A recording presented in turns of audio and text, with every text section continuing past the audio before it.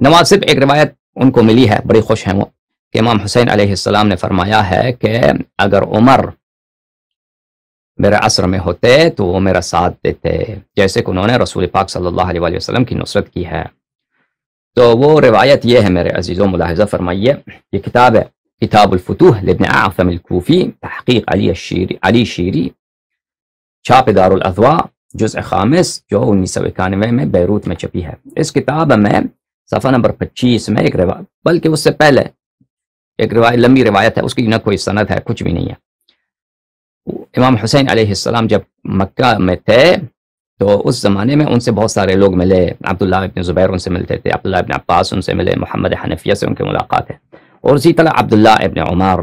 اب عبداللہ ابن عمر آپ جانتے ہیں کہ ایک یزیدی شخص تھا، واقع حرہ میں اس نے بنی امیہ کا ساتھ دیا اہل مدینہ کے خلاف، اور فتوے دیتا جاتا تھا کہ یزید کی طاعت جو نہیں کرے گا، جو یزید سے بیعت نہیں کرے گا، وہ جہنم جائے گا۔ اس کہانی میں نے سنا ہے، صحیح مسلم میں اس کی روایت موجود ہے۔ تو وہ ایک یزیدی شخص تھا، وہ بنی امیہ کے ساتھ تھا، اس نے امیر المؤمنین علیہ السلام سے بھی بیعت نہیں کی تھی۔ جب سنہ 35 میں، سنہ 35 میں امیر المؤمنین علیہ السلام سے سب لوگوں نے بیعت کیا تھا، عبداللہ ابن عمر نے بیعت نہیں کیا تھا، اور اس کا ایک چھوٹا بھائی جو تھا وہ اس نے حضرت ابو لؤلؤہ رضی اللہ تعالیٰ عنہ کی بیٹی کو قتل کیا تھا۔ جب عمر قتل ہوا تھا تو اس وقت انہوں نے ان لوگوں کو ابو لؤلؤہ رضی اللہ تعالیٰ عنہ نہیں ملے تھے، تو انہوں نے کیا کیا تھا، اس کی ایک چھوٹی بیٹی کو، اسی عبداللہ ابن عمر کے جو چھوٹے بھائی ہیں، انہوں نے اس بیچاری کو، مثلا 10 سال کی کوئی بچی تھی، اس بیچاری کو قتل کیا تھا اپنے باپ کے جرم میں۔ تو امیر المؤمنین علیہ السلام نے عثمان سے کہا کہ دیکھو عثمان، اگر قاتل تھا تو ابو لؤلؤہ تھے، ٹھیک ہے نا، اس نے قتل کیا ہے، بیٹی کا کیا جرم ہے، بیٹی کا کیا جرم ہے، تم اب عمر کے بیٹے سے اس کا قصاص لے لو۔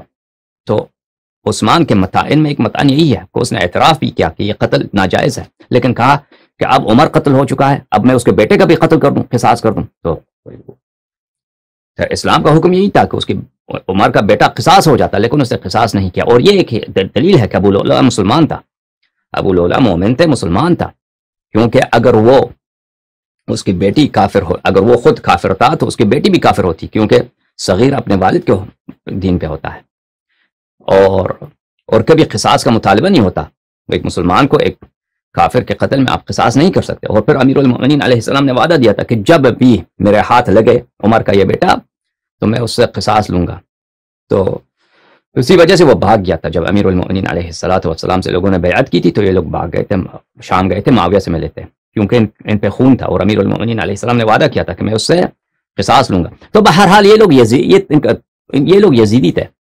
تو یہ آیا تھا، اس کا پورا واقعہ یہاں پہ ابن عاصم کی کوفی کے میں ہے۔ یہ روایت جو اس میں سند نہیں ہے، اس میں جملے رد و بدل ہوتے ہیں امام حسین سید الشہداء علیہ السلام اور عبداللہ ابن عمر کے مابین۔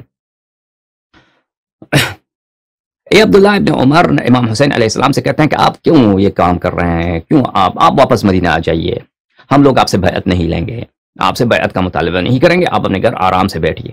تو امام حسین علیہ السلام نے عبداللہ ابن عمر سے کہا کہ میری نصرت واجب ہے، میرا ساتھ دینا واجب ہے، اور فرمایا کہ اگر میں مدینہ واپس بھی جاؤں تو یہ لوگ مجھے قتل کر دیں گے، مجھے چھوڑیں گے نہیں، قتل کر دیں گے۔ یہ روایت یہاں پہ موجود ہے۔ تو اس کے بعد امام حسین علیہ السلام نے فرمایا، یہ روایت ہے، البتہ جیسے عرض کیا ہم نے کہ یہ نہ شیعہ کتب میں موجود ہے نہ عمریہ کتب میں ہے، سوائے ابن عاصم کوفی کے کتاب میں۔ ایک اور کتاب ہے مقتل خوارزمی، خوارزمی صاحب نے بھی اسی ابن عاصم کوفی سے روایت کی ہے اس روایت کو۔ تو اس میں یہ جملہ ہے کہ فرمایا لو ان اباک عمر بن الخطاب ادرک زمانی، اگر تیرے ابے عمر ادرک زمانی اس زمانے میں ہوتا، میرے زمانے میں ہوتا، لنصرنی، وہ مجھے اسی طرح نصرت کرتا جیسے اس نے رسول پاک صلی اللہ علیہ وآلہ وسلم میرے جد کو نصرت کیا۔ وَأَقَامَ مِن دُونِ قِيَامَهُ بَيْنَ يَدَيْ جَدِّ، اور اقام من دونی قیامہ بین یدی جدی، اور میری جگہ وہ رسول پاک صلی اللہ علیہ وآلہ وسلم کے سامنے کھڑے ہوتے، میری جگہ۔ میں نسج الفاظ ترجمہ کر رہا ہوں، اس الفاظ کے معنی صحیح نہیں بنتے، ٹھیک ہے نا۔ وَأَقَامَ، وہ مقیم ہوتے، مقیم ہو جاتے، مقیم ہو جا، اقامہ مقیم ہو جاتے، مقیم ہو جاتے میری جگہ، جیسے وہ رسول پاک صلی اللہ علیہ وآلہ وسلم کے سامنے ان کے آگے انہوں نے وہ کڑے ہو گئے تھے. تو اس دوسرا فقرہ جو ہے اس کے صحیح معنی نہیں بنتے, لیکن پہلا جو فقرہ ہے وہ اس کی معنی واضح ہے کہ کیا مجھے میری اسی طرح نصرت کرتے جیسے انہوں نے رسول پاک صلی اللہ علیہ وسلم کی نصرت کی ہے. تو اس جملے سے نواسب کو جو جس باللباس میں ہوں ان کو یہ ہتھ کنڈا ملا ہے کہ دیکھیں امام حسین علیہ السلام نے عمر کی خوبیاں بیان کی ہیں. تو پہلی بات تو یہ ہے کہ اگر یہ جملہ صحیح ہوتا عزیزو, اگر واقعاً یہ جملہ امام حسین علیہ السلام نے کہا ہوتا تو جماعت عمریہ کے نزدیک یہ بہت ان کے نزدیک بہت اچھا یہ دستاویز تھا کہ وہ ان کے لیے یہ موٹیویشن بھی تھا, ریزن بھی ہے, دلیل بھی ہے کہ اپنی مذہب کی تائید اہل بیت علیہ السلام کی زبانی کرا دیں. وہ اپنے کتب میں اس کو نقل کرتے مختلف کتب میں, لیکن ان کے کتب میں کہیں نہیں ہے, نہ شیعہ کتب میں نہ عمریہ کتب میں, صرف ابن عاصم کوفی کے کتاب میں وہ بلا سند موجود ہے. اس کے علاوہ مقتل الحسین, یہ مقتل امام حسین علیہ السلام کے اختب خوارزم کے لکھی ہوئی کتاب ہے, یہ قم میں چھپی کتاب ہے. یہاں پر صفحہ نمبر 278 میں بلکہ 277 میں قال الامام احمد ابن اعثم الکوفی, ابن اعثم کوفی کے کتاب الفتوح سے نقل کرتے ہیں. آخر یہ روایت کافی لمبی ہے, اس کے آخر میں فوالذی بعث جدی محمدا بشیرا ونذیرا لو ان اباک عمر بن الخطاب ادرک زمانی لنصرنی کما نصر جدی صلی اللہ علیہ وآلہ وسلم. ٹھیک ہے, وہی جملہ یہاں پر بھی. تو ان دو کتابوں میں ہے, دوسری کتاب بھی وہ ابن عاصم سے نقل کرتے ہیں. تو اس کا مصدر ایک ہی ابن عاصم نہ. پہلی بات تو یہ ہے کہ لفظہ یہ کوئی کسی معتبر کتاب میں اس کا وجود نہیں ہے اور اس کی سند نہیں ہے, اور ہمیں اس کا جواب دینے کی کوئی ضرورت نہیں ہے. ٹھیک ہے نا. دوسری بات, اگر یہ جملہ صحیح بھی ہو, اگر ہمیں جواب بھی دینا پڑے تو کیوں یہ اس جملے کا مطلب یہ نہیں ہے کہ واقعاً عمر نے رسول اللہ صلی اللہ علیہ وسلم کی نصرت کی ہے, یا عبداللہ یا امام حسین علیہ السلام کی نصرت کرتا وہ اگر زندہ ہوتا. اس کی وجہ کیا ہے؟ اس کی وجہ یہ ہے کہ امام حسین علیہ السلام اس بات کو ایک یزیدی شخص سے کہہ رہے ہیں, جو امام حسین علیہ السلام کو واپس مدینہ کی طرف لانا چاہتا ہے یہ عبداللہ ابن عمر, جہاں پہ امام حسین علیہ السلام خود فرماتے ہیں کہ وہ مجھے قتل کر دیں گے. ٹھیک ہے نا, یعنی ایک غدار شخص سے کہہ رہے ہیں, اور اس سے کہتے ہیں کہ تو وہی شخص ہے, وہ عمر کا بیٹا ہے. جیسے تیرے ابے نے رسول پاک صلی اللہ علیہ وسلم کی نصرت کی تھی نا, جتنا نصرت اگر وہ ہوتا آج بھی میرے اتنا ہی نصرت کرتا. ٹھیک ہے نا. تیرا ابا اس کو نصرت رسول پاک صلی اللہ علیہ وسلم کی کتنی نصرت کی اس نے؟ ہاں, 0. ٹھیک ہے نا. جتنی نصرت اگر اب تیرا ابا بھی ہوتا آج تیری طرح وہ کام کرتا. ٹھیک ہے نا. تو وہ ٹھیک ہے نا بھائی, آپ سمجھ رہے نا. یہ تو محاورے میں بہت ہوتا ہے. مثلا ایک شخص نے کبھی مجھے میری مدد نہیں کی نا, میں اگر میں اس کا مذاق اڑانا چاہوں تو میں کیا کروں گا؟ میں اسے کہوں گا جیسے پچھلے سال آپ نے ہماری مدد کی, آج بھی مدد کر رہے ہیں اسی طرح. ٹھیک ہے نا. کبھی کسی دوست نے ہمارا ساتھ مثلا نہیں دیا ہے, میں ان سے اگر گلایا کروں تو کیسے کہوں گا؟ محترمانہ انداز میں, کنایتاً تعریضاً کیسے کہوں گا؟ یہی کہوں گا نا کہ جیسے آپ ہمیشہ ہماری مدد کرتے ہیں, اس سال بھی آپ ہماری مدد کرتے ہیں, تو یعنی آپ نے مدد کی نہیں ہے نا. پتا. اور یہ اسلوب قرآن مجید میں کہ یعنی آپ کسی بات کو اس کی ضد سے کنایتاً ادا کریں, قرآن مجید میں بھی کافی مقامات پہ ملتا ہے. میں آپ کو کچھ مثالیں دیتا ہوں قرآن مجید سے. ملاحظہ فرمائیے عزیزوں, یہ سورہ مبارک ہے, یہ دخان ہے. ذق انک انت العزیز الکریم. فرمایا کہ ملاحظہ فرمائیے جہنم میں جو کافر ہیں, گناہگار ہیں, ان کی جو عذاب ہے. ان شجرۃ الزقوم طعام الاثیم. زقوم کا جو درخت ہے وہ گناہگار کا فوڈ ہے, گناہگار کا کھانا ہے جہنم میں. کالمہل یغلی فی البطون. وہ کاپر جو اردو میں کیا بولتا ہے میں بھول گیا, کاپر جو میلٹ ہو جاتا ہے, ذوب ہو جاتا ہے, وہ ابلتا ہے, اس کی طرح. اللہ اکبر. انسان کے پیٹ میں وہ اس طرح, وہ جہنم کا جب پھل کھاتا ہے وہ گناہگار انسان, اس کے پیٹ میں اس طرح کاپر جب لوہا میلٹ ہو جاتا ہے وہ ابلتا ہے, اس طرح انسان کے پیٹ میں وہ ابلتا ہے. کغلی الحمیم. جو پیشاب, پاخانہ, یہ چیزیں جو اگر ابلتے جائیں نا, اس کی کتنی بدبو ہوتی ہے, اس طرح انسان کے پیٹ میں یہ ابلتا ہے. اچھا. خذوہ فاعتلوہ الی سواء الجحیم. ندا آتا ہے اللہ تعالیٰ کی جانب سے, اس کو پکڑو, اس گناہگار کو پکڑو اور اس کو اٹھاؤ اور اس کو جہنم کے وسط میں لے کے جاؤ.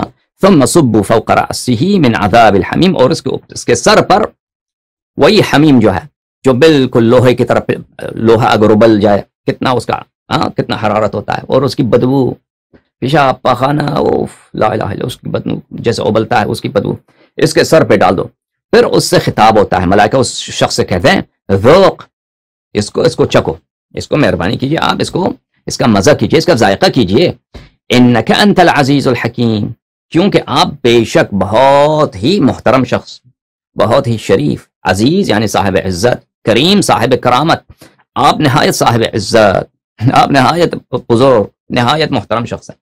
تو یہ کس لیے کہا جاتا ہے؟ یعنی وہ شخص نہایت ہی ذلیل ہے، اس سے ذلت بڑا، اس سے بڑا بدبختی تو آئی نہیں نا کہ ہمیشہ کے لیے اس عذاب میں جا رہا ہے، اور اس سے اس طرح خطاب کیا جائے۔ یہ خطاب کس لیے؟ یہ خطاب ایسا ہے کہ اس کے مذاق اڑانے کے لیے، ٹھیک ہے نا، اس گنہگار کے استہزاء کے لیے، اس کی تحقیر کے لیے، اور اس کو مزید بے عزت کرنے کے لیے ایسا خطاب دیا جا رہا ہے، ٹھیک ہے نا۔ یعنی تیری کوئی عزت نہیں، حقیقت میں یہ ہے کہ تیری کوئی عزت نہیں، تو بڑا ذلیل ہے، یہ عذاب چکو، ٹھیک ہے نا۔ اب یہ اس طرح یہی اسلوب جو ہے، اگر وہ روایت ابن عاصم کوفی کی صحیح بھی ہے تو ایک یزیدی شخص امام حسین علیہ السلام کا خطاب اسی اسلوب پر ہے۔ یہ ملاحظہ فرمائیے، میں مزید آپ کو قرآن کریم سے مثال دیتا ہوں، سورہ مبارکہ آل عمران آیہ نمبر 21، اعوذ باللہ من الشیطان الرجیم، ان الذین یکفرون بآیات اللہ، جو لوگ اللہ کی آیات کی تکفیر کرتے ہیں، نہیں مانتے، کہتے ہیں جھوٹ ہے، ویقتلون النبیین بغیر حق، اور انبیاء علیہ السلام کو بغیر حق کیا کرتے ہیں؟ قتل کرتے ہیں، اسی طرح ویقتلون الذین یأمرون بالقسط، اور جو لوگ امر بالقسط، امر بعدالت، عدل کی طرف دعوت دیتے ہیں، اسلام کی طرف دعوت، ان کو بھی قتل کرتے ہیں، ٹھیک ہے۔ فبشرہم، ان کو اچھی خبر دے دے، ان کو بشارت کس کو بولتے ہیں؟ خوشخبری کو، ان کو خوشخبری دے، کس چیز کی خوشخبری؟ بعذاب علیم، بہت درد والی عذاب، دردناک عذاب کی۔ تو یہ خوشخبری ہے یا یہ انذار ہے؟ یا انذار ہے، یہ انذار ہے، یہ خوشخبری نہیں ہے، لیکن ان کو خوشخبری دے دے۔ یہ کس لیے فرمایا کہ خوشخبری دے دے؟ در حال کی خوشخبری نہیں ہے، یہ ان کی مذاق اڑانے کے لیے، استہزاء کے لیے، ایک چیز کو اس کے ضد سے، اس کی ضد کی صفت سے، جو بری خبر ہے، بہت دردناک خبر ہے، بہت ہولناک خبر ہے، اس کو اس کی ضد سے جو خوشخبری بشارت ہے اس سے تعبیر کیا گیا ہے اس بلاغت کے لیے۔ اس میں زیادہ معنی ہے کہ یہ سننے والا بہت ہی بیوقوف، جاہل اور بہت ہی مغرور، اور اس کے غرور کا اور اس کے جہل کا اور اس کی بیوقوفی کا مذاق اڑانے کے لیے، ٹھیک ہے نا۔ سورہ مبارکہ مائدہ فرمایا قل هل انبئکم بشر من ذلك مثوبۃ عند اللہ، یہود تھے، وہ مسلمانوں کا مذاق اڑاتے تھے کہ ہم مفضل قوم ہیں جس کو اللہ نے تفضیل دی ہے، ہمیں اللہ نے چنا ہے، سب انبیاء ہمارے ہیں، اور تم مسلمان کچھ بھی نہیں ہو، ٹھیک ہے نا۔ تو اللہ نے فرمایا کہ اے میرے حبیب صلی اللہ علیہ وآلہ وسلم، ان سے اس طرح کہہ دو، ان سے اس طرح خطاب کرو، هل انبئکم، کیا میں تجھے خبر دے دوں اے یہود، بشر من ذلك مثوبۃ عند اللہ، اس سے بھی بری، جو بات آپ کہہ رہے ہیں اس سے بھی بدتر، مثوبہ ثواب، یہ مثوبہ جو ہے ثواب کو کہتے ہیں، مثوبہ یعنی انعام، آپ اچھے عمل کا مکافات، ٹھیک ہے نا۔ تو اس سے بھی برے ثواب، میں آپ کو دکھاؤں، ثواب برا نہیں ہوتا، ثواب برا نہیں، ثواب تو اچھی چیزوں کا ثواب ہوتا ہے، لیکن عقاب کو، عقوبت کو لفظ ثواب سے، مثوبہ سے تعبیر کیا گیا ہے، اس لیے کہ مخالف کا مذاق اڑانے کے لیے، اس کی تحقیر کے لیے، اس کی تصغیر کے لیے، اس کو ذلیل بنانے کے لیے، ٹھیک ہے نا۔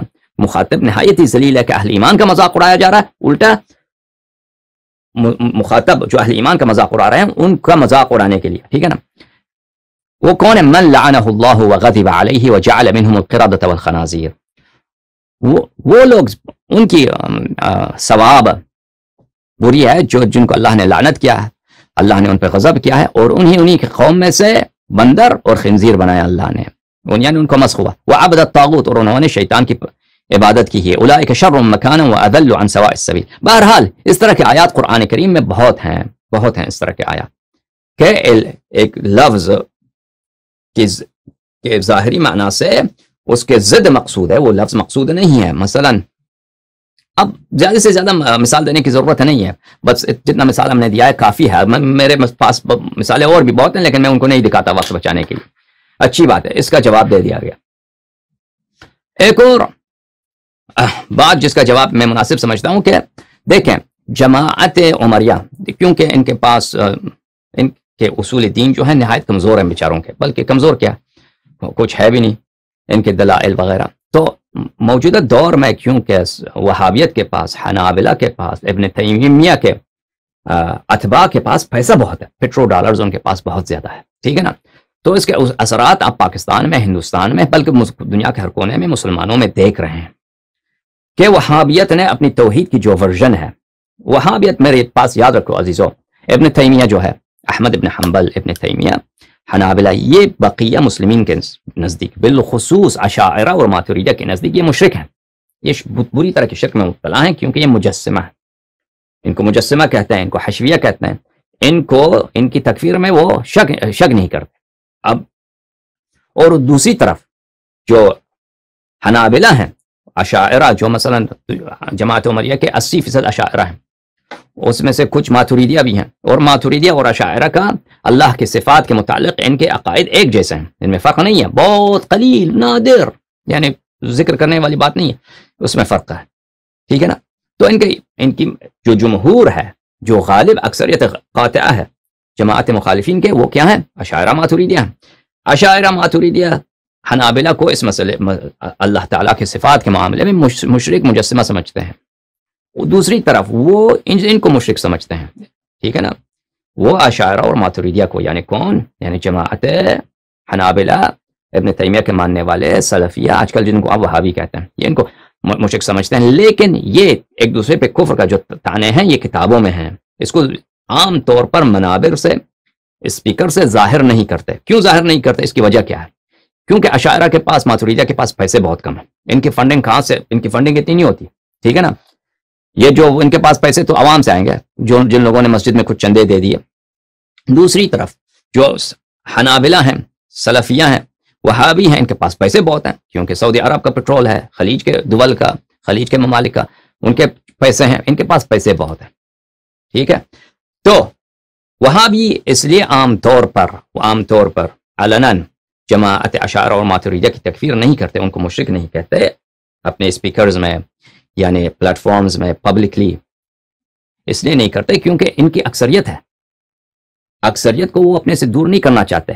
وہ اپنی، اگر وہ کہہ دے کہ آپ لوگ مشرک ہو، تو لازمی بات ہے سامنے والے بھی ان کا جواب دیں گے، تو اس بات کو ظاہر نہیں کرتے. ایک وجہ یہ ہے کہ یہ وہابی بہت کم ہے، ایک وجہ. دوسری وجہ یہ ہے کہ ان کا جو ابھی پڑا ہے نا، ان کے لیے جو لاٹری ٹکٹ نکلا ہے وہابیوں کے لیے، یہ شیعہ انقلاب ہے، وہ حکومت ایران ہے، انقلابی ایران. تو ان کو ایک ایسا دشمن ملا ہے کہ وہ اپنے سارا ان کا توجہ تکفیر کا جو ہے وہ شیعوں کے خلاف ہے، ٹھیک ہے. تو وہ جو ان کے خلاف ہے، اشاعرہ ماتریدیہ کو انہوں نے سائڈ پہ رکھا ہے فی الحال، ٹھیک ہے. اور جماعت اشاعرہ ماتریدیہ، ان کے علماء کیوں اس بات پہ اپنے عوام کے لیے ظاہر نہیں کرتے کہ حنابلہ، سلفیہ یہ لوگ مجسمہ ہیں؟ اس لیے کہ فنڈنگز بہت آتے ہیں، کہ اگر انہوں نے چندہ لینا ہے، ان کی یونیورسٹیز ہیں، ان کے دارالعلوم ہیں، ان کے مساجد ہیں، انہوں نے جو پیسے آتے ہیں سعودی عرب وغیرہ سے، اگر وہ ذکر بھی کریں کہ یہ وہابی جو ہیں یہ مشرک ہیں، تو ان کو پیسے نہیں ملیں گے. سمجھ میں آ رہی نا بات آپ کو؟ وَإِلَّا اگر آپ دیکھیے مثلا ابن تیمیہ نے عقائد پہ جتنے کتابیں لکھی ہیں، اس نے صرف ایک کتاب شیعوں کے خلاف لکھا ہے، ایک کتاب. وہ کیا ہے؟ منہاج السنہ. اور وہ کتاب بھی اتنی علمی کتاب نہیں، سراسر جھوٹ ہے، اس میں مواد بہت کم ہے، جھوٹ بہت زیادہ ہے اس میں. لیکن اس نے دیکھیں اشاعرہ کے خلاف کتنے کتابیں لکھی ہیں. اس نے فخر رازی کے اقوال، ابو حامد غزالی کے اقوال، سینکڑوں کتابیں اس نے لکھی. میں غلط نہیں کہتا، ابن تیمیہ کے تالیفات بہت زیادہ ہیں. اس نے سینکڑوں کتابیں ان کو مشرک ثابت کرنے کے لیے لکھی ہیں. سمجھ میں آ رہی بات آپ کو؟ اور اسی طرح مثلا محمد ابن عبد الوہاب جو ہے، اس نے شیعوں کے خلاف کیا کام کیا؟ بہت کم کام کیا، بہت قلیل. اس کے 1-2-3 کتابیں ہیں، شاید ایک کتاب ہے الرد علی الرافضہ، بہت چھوٹی کتاب، اس میں مواد نہیں. باقی ساری کتابیں جو ہیں اس کی کس کے خلاف ہیں؟ اشاعرہ کے خلاف. اور اس نے جتنے جنگیں لڑی ہیں سب اشاعرہ کے خلاف. مختلف جو قبائل تھے نجد میں، حجاز میں، سعودی خاندان کے ساتھ مل کر محمد ابن عبد الوہاب نے ان کے خلاف اعلان جنگ کیا، اعلان جہاد کیا کہ یہ لوگ مشرک ہیں. ان سے دوبارہ کلمہ پڑھایا، ان کو دوبارہ اسلام میں داخل کرایا، ٹھیک ہے، جتنے مسلمان تھے نجد و حجاز میں، کہ آپ لوگ مشرک ہو. کیونکہ آپ اللہ تعالیٰ کے صفات کے منکر ہیں، آپ اسماء و صفات کے منکر ہیں کہ اللہ تعالیٰ کا ہاتھ ہے، اللہ تعالیٰ کا چہرہ ہے، اللہ تعالیٰ کا سر ہے، ٹھیک ہے نا، اللہ تعالیٰ مسکراتا ہے، یہ اللہ تعالیٰ بیٹھتا ہے، عرش پہ بیٹھتا ہے، وہ نیچے اتر آتا ہے، ٹھیک ہے نا. اس جو بالکل ایک جانور کے صفات ہیں، اب وہ تو نہیں کہتا کہ میں اللہ جانور ہے، وہ کہتا ہے یہ اسماء میں نہیں ہے، لفظ جانور نہیں ہے، لیکن جو صفات وہ بتاتا ہے نا کہ وہ مسکراتا ہے، چلتا ہے، اور اللہ آپ کا بھلا کرے، اس کی داڑھی ہے، اس کے بال جو ہیں اس طرح کے ہیں، وہ ہاتھ بھی ہیں، اس کا پیر بھی ہے، ٹھیک ہے نا. وہ یہ سب جو بولتا ہے وہ حیوان پہ وہ نہ بھی کہے نا، آپ سب کو پتا ہے کہ ایسا چیز کو ہم جسم کہیں گے، ایسی چیز کو ہم جانور کہیں گے. تو وہ اشاعرہ کو مشرک کا دبا دے کر، مشرک کا ٹپا دے کر اس نے بہت قتل کیا محمد ابن عبد الوہاب نے. کہنے کا مقصد یہ ہے کہ جماعت عمریہ ابھی جو ہیں آج کل کے دور میں، ان کے اندر وہابی افکار بہت پھیل چکا ہے، اور ان کو خود بھی نہیں معلوم کہ یہ افکار جو لے رہے ہیں، مثلا استغاثہ کے مسئلے پر کہ ہم نے غیر اللہ سے، اولیاء سے، انبیاء سے، رسول اللہ صلی اللہ علیہ وآلہ وسلم سے طلب کرنا، یہ کیا شرک ہے یا یہ توحید ہے؟ ٹھیک ہے نا. سب مسلمانوں کا اس مسئلے پہ اجماع ہے. وہ صرف یہ شیعہ متفرد نہیں ہے اس بات پر کہ صرف شیعہ استغاثہ کو جائز سمجھتے ہیں، سب مسلمانوں کا اجماع ہے کہ استغاثہ جائز ہے. یہ کوئی دلیل نہیں ہے کہ آپ غیر اللہ سے مدد کی طلب نہیں کر سکتے، رسول اللہ صلی اللہ علیہ وآلہ وسلم سے یا اولیاء کرام سے مدد نہیں طلب کر سکتے، ٹھیک ہے نا. صرف محمد ابن عبد الوہاب، معاف کیجیے گا، اس سے پہلے ابن تیمیہ کے بعد، ابن تیمیہ سے پہلے کی بات، ابن حنبل خود اس کا اپنا رائے یہ ہے کہ آپ غیر اللہ سے مدد لے سکتے ہیں، ابن حنبل کا، جو ابن تیمیہ کا امام ہے. لیکن ابن تیمیہ نے یہ بات شروع کر دی کہ یہ بات شرک ہے، یہ شرک ہے. کیا چیز شرک ہے؟ کہ آپ غیر اللہ سے اگر مدد طلب کریں، یہ شرک ہے. تو یہ اس کی تعویل، اس کی تفسیر اس کے زمانے میں نہیں پھیلی، اس کی بات کسی نے اس کی بات قبول نہیں کی. لیکن بعد میں کئی صدیوں بعد محمد ابن عبد الوہاب نے جب ہاتھ لگایا، اپنا ہاتھ میں ہاتھ دیا سعودیوں کے ساتھ، آل سعود کے ساتھ، تو اس تلوار کے زور سے انہوں نے سب کی تکفیر کی اور اس فکر کو پھیلا دیا حنابلہ کے درمیان کہ غیر اللہ سے مدد طلب کرنا یہ شرک ہے، ٹھیک ہے نا. اور اب یہ بات مسلمانوں میں کافی حد تک پھیل چکا ہے. جماعت عمریہ میں وہ خود اپنے آپ کو مثلا وہابی نہیں کہتے، لیکن یہ فکر ان کے ذہن میں بیٹھ چکا ہے کہ غیر اللہ سے مدد مانگے تو یہ شرک ہے، یہ توحید کے خلاف ہے. اور مجھے تعجب ہوا کہ مولوی اسحاق کو بھی یہ بیماری تھی، وہ اس کے لیے بھی یہ مسئلہ پیدا ہوا تھا کہ مولوی اسحاق بھی شاید اسی چیز کا قائل تھا. مجھے لگتا یہی ہے کہ وہ غیر اللہ سے مدد طلب کریں تو یہ شرک ہے. بہرحال یہ نہایت یہ گھٹیا بات ہے.